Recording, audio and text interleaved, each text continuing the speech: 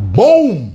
Guys, jump on here real quick so that we can get the show on the proverbial road.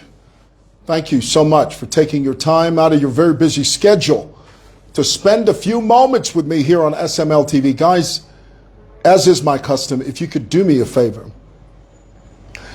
I want you to be David for a moment, okay? Just sling this broadcast to people you think would be interested in this conversation. And I think this is a very important conversation to have, as it is with all the other conversations we have here on this platform. Let's dig into it real quick. And let me just make sure that you guys were on the same page and we're doing what we need to do to come to you live and loud and clear. I need to check it on my monitor first, and then we can proceed. Here real quick so that we can get the show on the proverbial. Right. Okay, we're on. I think sounds good. Sounds really good, and let's do it. Did I share with you guys that we just heard a few days ago that Robert Redford left us? You know, the very famous American actor, Robert Redford. And I first came to the knowledge of who Robert Redford was when he starred in a film opposite Demi Moore and Woody Harrelson, a film called Indecent Proposal. You remember that one? That was back in the 90s. And I still remember the debate that film sparked. Basically, the gist of the film was a rich man who was played by Robert Redford offers a young couple $1 million if that rich man could spend one night with the guy's wife. The guy was Woody Harrelson. His wife was played by the lovely Demi Moore. And the movie was centered around that question. And I remember in America, all these different talk show hosts were having these vicious debates about what you would do if a rich man offered you $1 million to sleep and spend the night with your wife. You would be shocked at some of the answers people gave. You would be flabbergasted at some of the responses people gave. It was so entertaining, it was beyond description. Well, that was when I first heard about Robert Redford, and sadly, we heard recently that he passed away.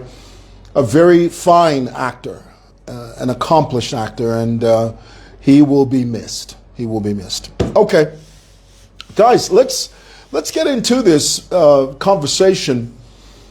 I want us to talk about this onslaught, this vicious attack on the Tonga-speaking people. Now, before we get into what we're going to talk about, let's go back to the beginning, because you cannot fully, comprehensively discuss a matter if you don't understand it comprehensively.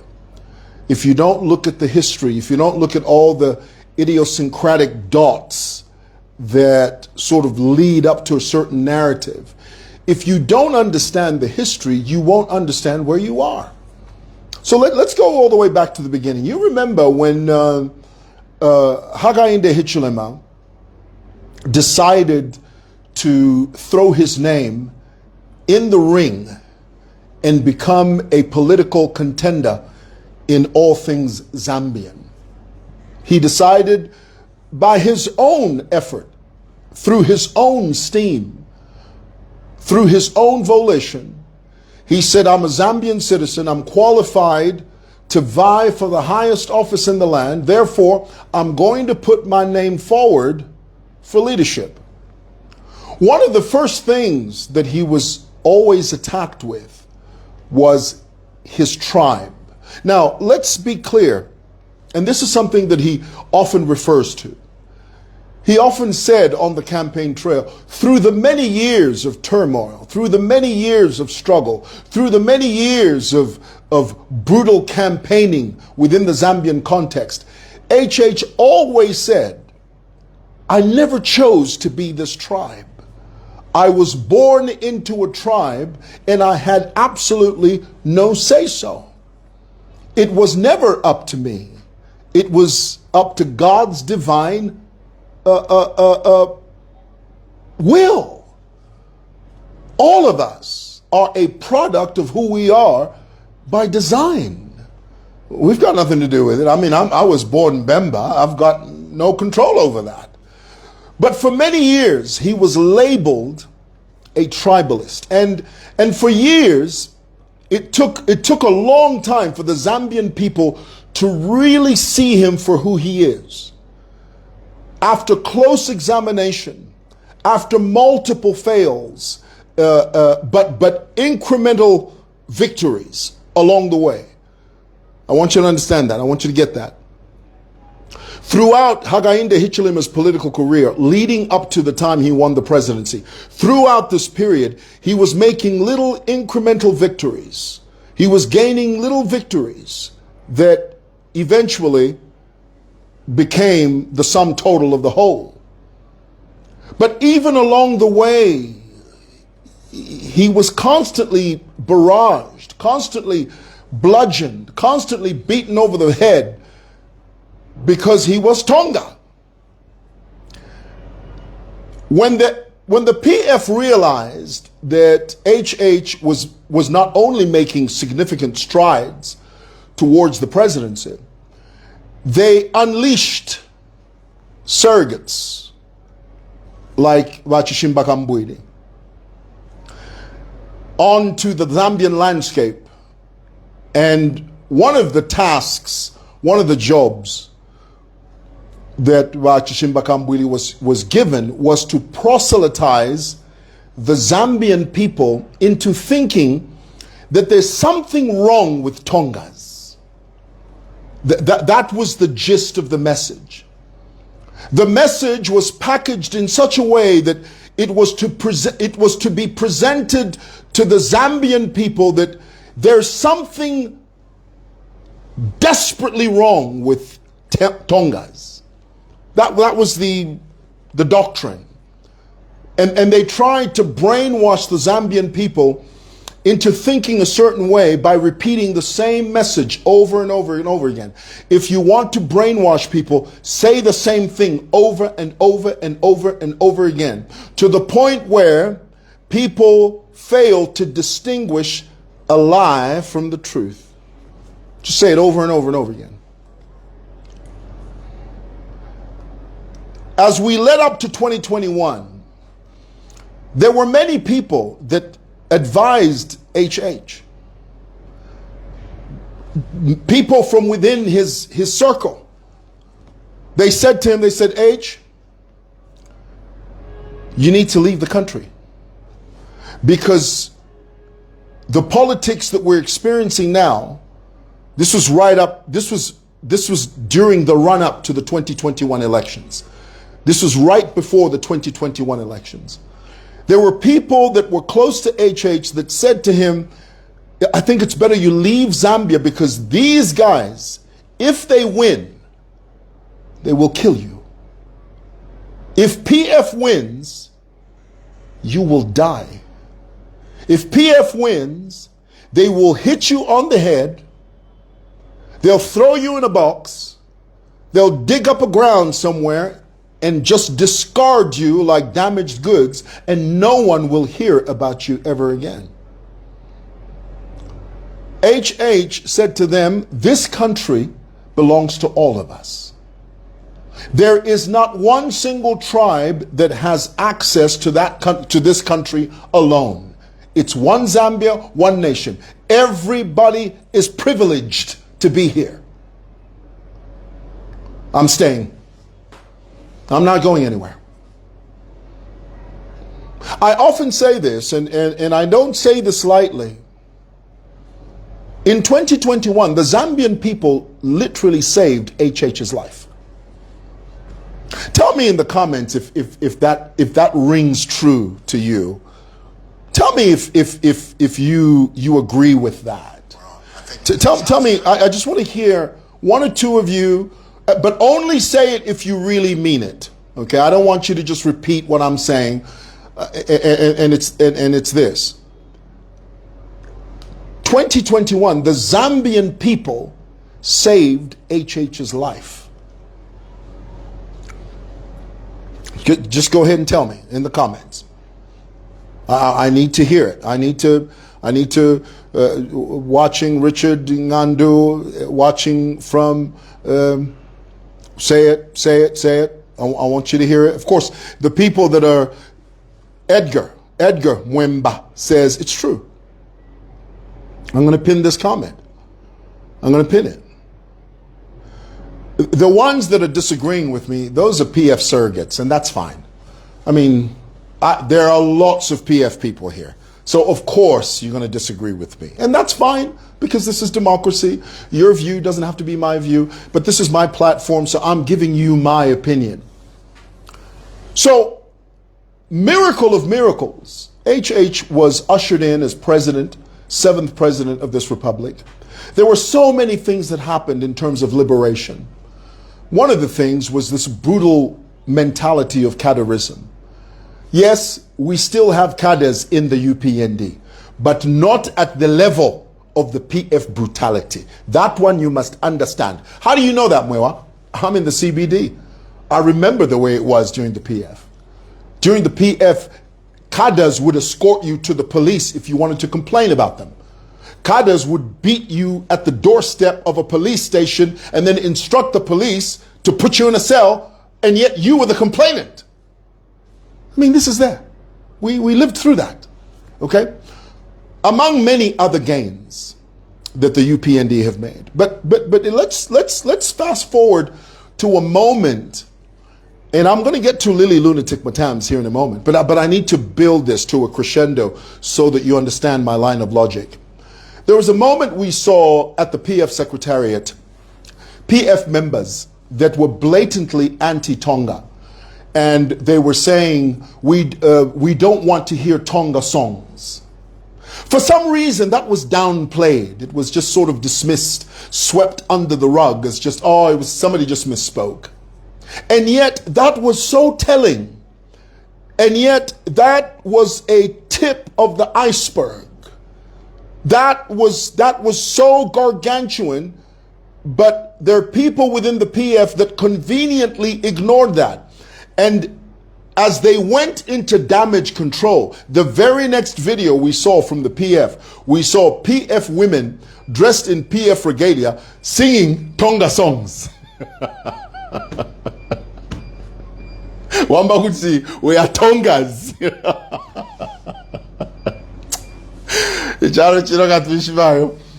And again, it was just swept under the rug. There was a group of PF youth that was saying, we don't want to hear Tongas. We don't want to hear anything about Tongas. We don't want to hear that. People just ignored that. Big red flag, that. Big, huge red flag.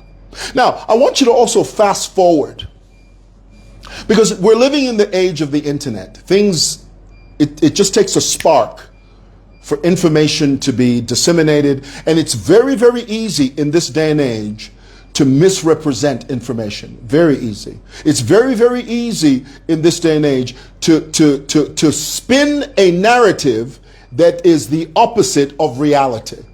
Very easy. Oh man, it's easier to do that than it is to paint an accurate picture.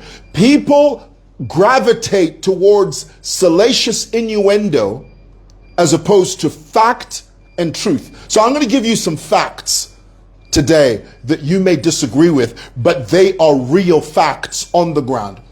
Do you know how many employees at Ratsa are at Ratsa? And I'm referring to an audio that was released. It's not AI, it's a real audio. There's a high-ranking Ratsa official discussing an issue of employment using Tonga. And he brings out some points that everybody paid attention to. One of which is the balancing, the employment balancing of people within that Ratsa organization. Let's look at some numbers, irrefutable numbers, because there are some of you, you didn't even hear the audio. you just heard someone's interpretation of that audio, and you made a conclusion out of that. You said, "Oh, I did it. How can she be?" But you didn't even hear the audio. You didn't even hear it for yourself. You didn't even hear it word for word. The gist was talking about employment equality and balancing in RATSA in particular.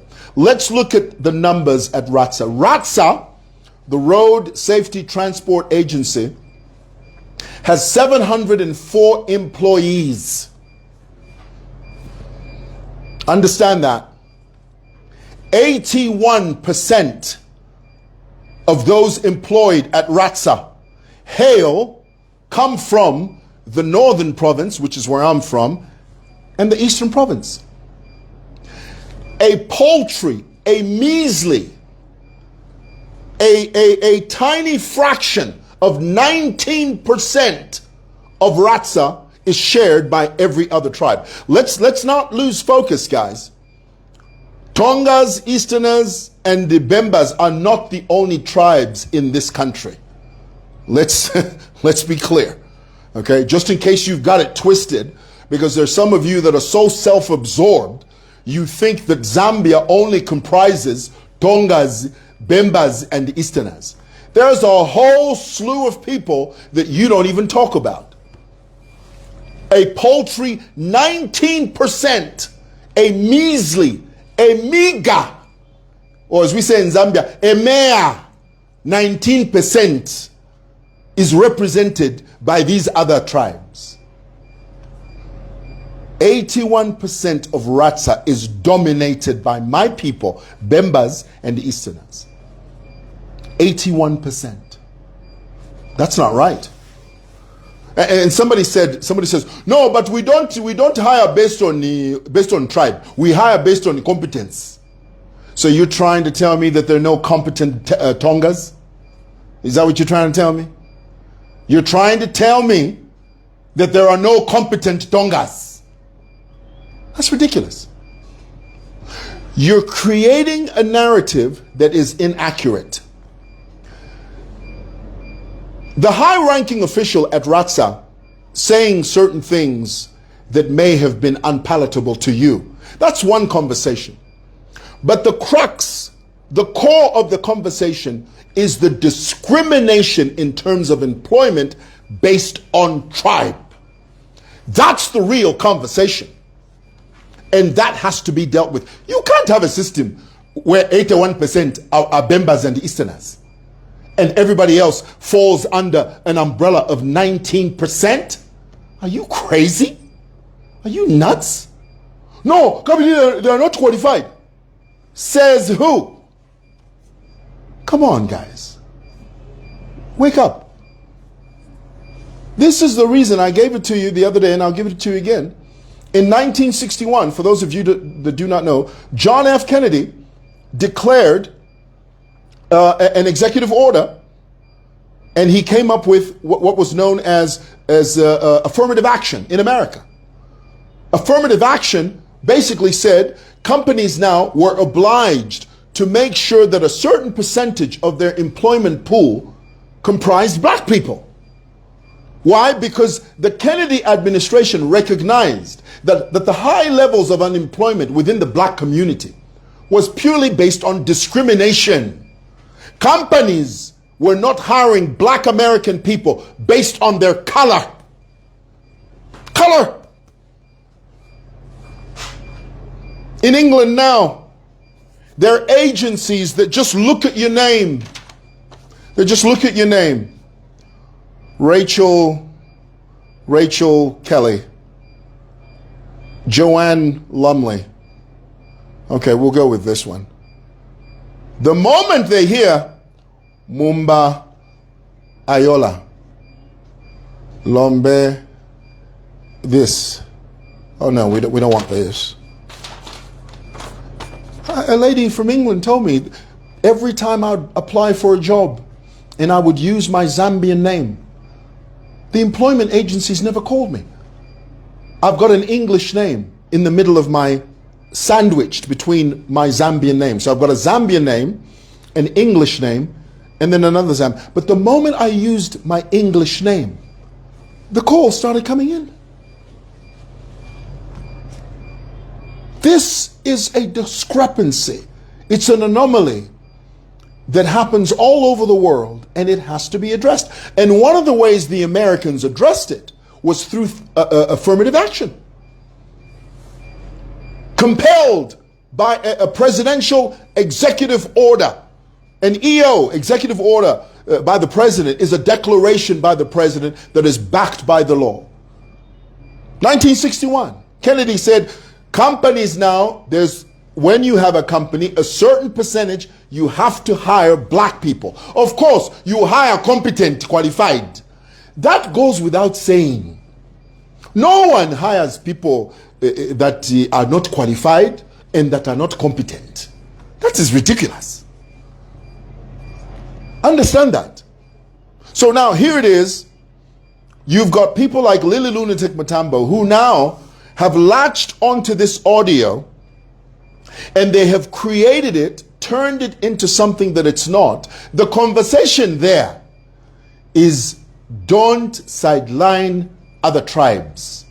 Don't allow these tribes to be more dominant than these tribes. The tribes that have been sidelined should be highlighted.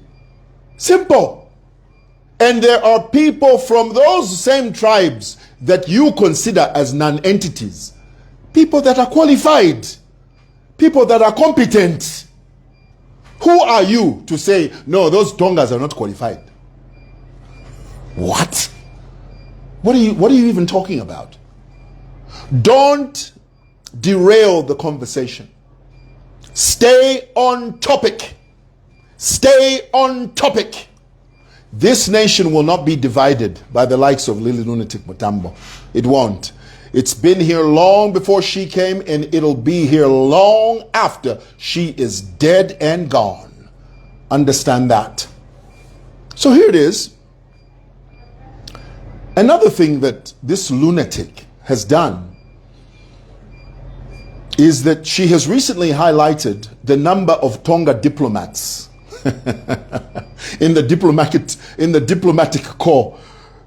Zambians that are serving in the diaspora, Zambians that are serving overseas. And then this lunatic Mutambo says, no, look at all these Tongas that the HH has employed.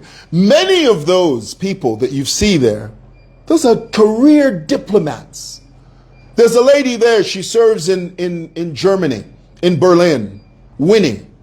Lily Lunatic Mutambo conveniently removes her Chive Sakunda name and leaves the other names to present to you this falsity that, she was favored because of her tribe.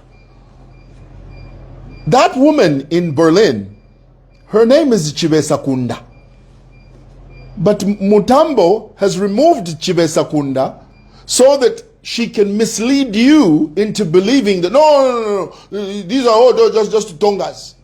And in any case, how many diplomatic missions do we have overseas? Tell me, if you know. There are more than 34 diplomatic missions dotted and scattered all around the world. More than 34. Thousands of employees. Lily Mutambo highlights 6 or 10 of them and says, look at all these Tongas. This nation will not be divided that way. Just admit it. You don't like HH. And that's fine, because we're a democracy. No president is loved by everybody. Just know that. Every president has a tenure. I always laugh when people say, oh, so you're going to, no one stays forever. We live in a democracy. A president can only serve 2 terms. Yes, there's coming a time HH is going. Why? Because we live in a democracy. This is not a monarch. We don't have kings and queens here. We don't have emperors, sultans, and Genghis Khan. It's a democracy. We have a tenure. Simple. If the Zambian people choose, and guarantee you, we will choose, I'm going to vote, you're going to vote. You're going to vote for the candidate of your choice. I'm going to vote for the candidate of my choice. When the score comes out, the votes are tallied, the numbers are run down, the Zambian people will know who's going to lead us into 2026 and beyond. What is strange about that? No, mukachimona. What are you talking about? People come, people go. Administrations come, administrations go. It is only PF who think like that. Idia mentality, revenge politics, only you guys think like that. The rest of the country has moved on. 2026, when the Zambian people decide, and we will decide, the score will come out. Simple. So don't listen to people who highlight these anomalies and try to magnify them and make them the focal point of their argument. More than 34 diplomatic missions all over the world, Zambian missions, and then you've got someone who highlights 10, even if there were 15. How many employees are in these 34 diplomatic missions? And then you highlight 10 and say, look at all these Tongas. Very stupid. All right. Thought I'd share that with you. Thanks for watching. Have a great weekend. Love you.